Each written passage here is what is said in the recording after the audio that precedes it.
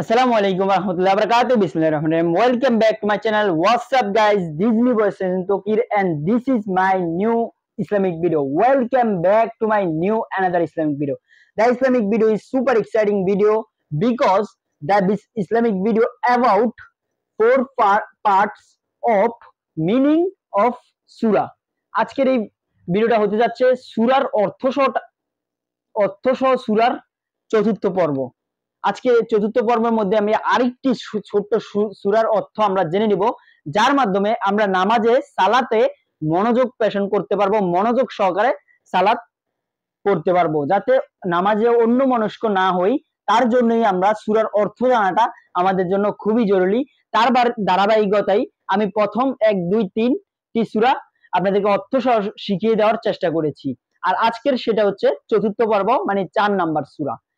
আমি যে বলছি শুধু আমার থেকে দেখে শিখতে হবে তা কিন্তু নয়, বাসায় যদি কোরআন অর্থসহ থাকে সেখান থেকে দেখেও আপনি ছোট ছোট কিছু সূরা যেগুলো আপনি মুখস্থ পারেন সূরা, সেগুলোর অর্থগুলো শিখে নেবেন।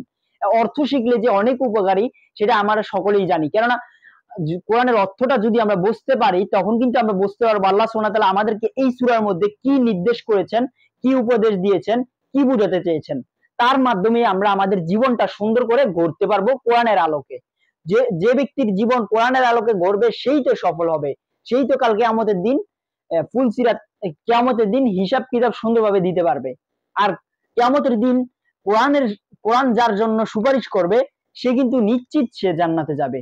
আর কোরআন সুপারিশ তাদের জন্যই করবে যারা কোরআনের হককে পালন করবে। কোরআনের 3টি হক, এক হচ্ছে কোরআন সহিশুদ্ধভাবে তেলাওয়াত করা, দ্বিতীয় হচ্ছে কোরআনের অর্থ বুঝে পড়া, তৃতীয় হচ্ছে কোরআনের আদেশ ও নিষেধকে মেনে চলা।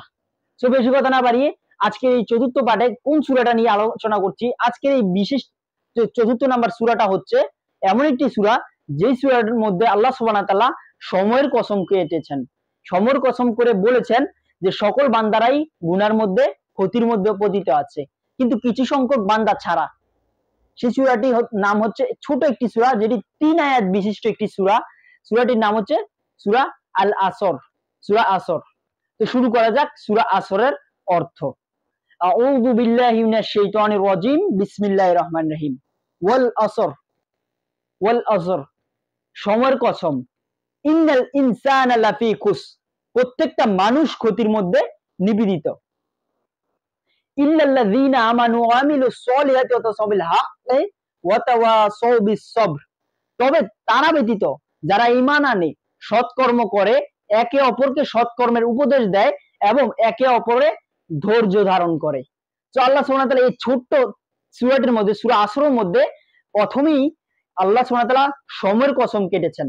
সময়ের কসম, সময় হচ্ছে আমাদের জীবনের জন্য অতি গুরুত্বপূর্ণ, ইম্পর্টেন্ট একটি জিনিস।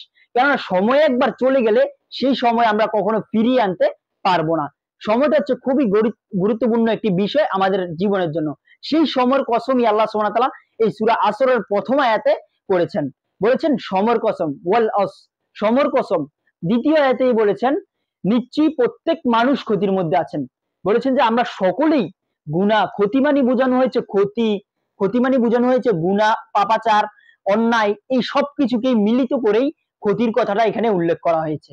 বলা হয়েছে আমরা সকলেই ক্ষতির মধ্যে আছি।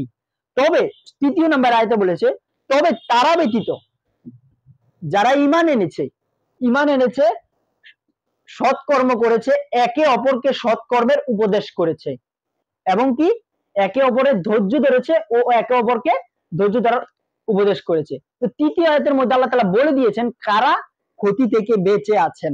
তো আমরা যেন আমাদের জীবনকে সেই তৃতীয় আয়াতের অংশটার মতোই গড়ে তুলতে পারি। আমরা যেন আল্লাহর প্রতি সঠিকভাবে ঈমান আনতে পারি।